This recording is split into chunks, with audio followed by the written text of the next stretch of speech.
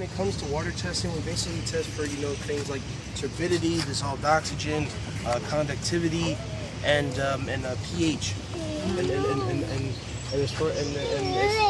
And so far from the information we've been gathering, it seems like the creek is in.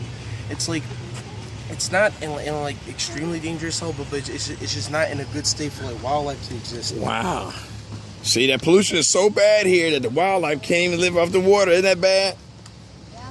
See, y'all the young kids, y'all the next generation. Y'all gotta make sure y'all save the environment. Yeah. Kevin. Environmental. You said snakes. Well, he's saying it might not can't live here because the water's so bad. If the snakes drink this, it might not make it. Yeah, and as far as snakes, like there's no poisonous snakes here. Like, but we do have one snake called the garter snake, but it's not dangerous at all. But okay. One thing it does is that it actually one thing, like, well, really, if you pick it up, it has a tendency to just like urinate on your hand because it's so scary. Wow, see that? So the garter snakes that you may see are harmless. I got a garter snake. And Kevin has a snake, so it's okay. I have a snake on my grandma's house. I'd rather have that than it biting me. Yeah. I'd rather have that too. Do they have poison ivy out here? Yeah. So we have very tight. Well, that's the problem. It's like we have so many like parasitic plants. Listen, the parasitic plants. But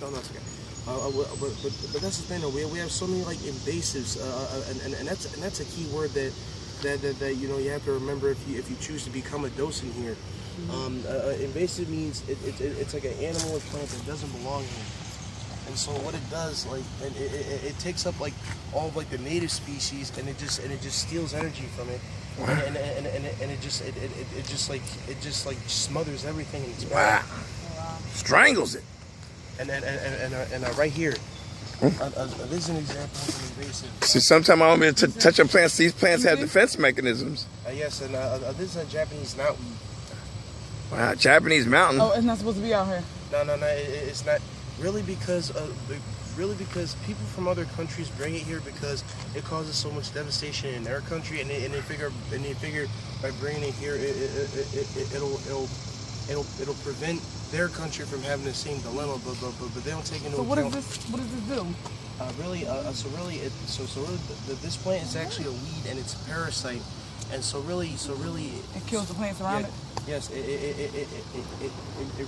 grows at like an extremely frightening rate, and it gets attached to like plants that surround it, and it steals energy from them. Is that what it's doing right here? Yes. Yeah, and really when we go deeper. This is the same plant. Yes. All of it is the same plant. Mm-hmm.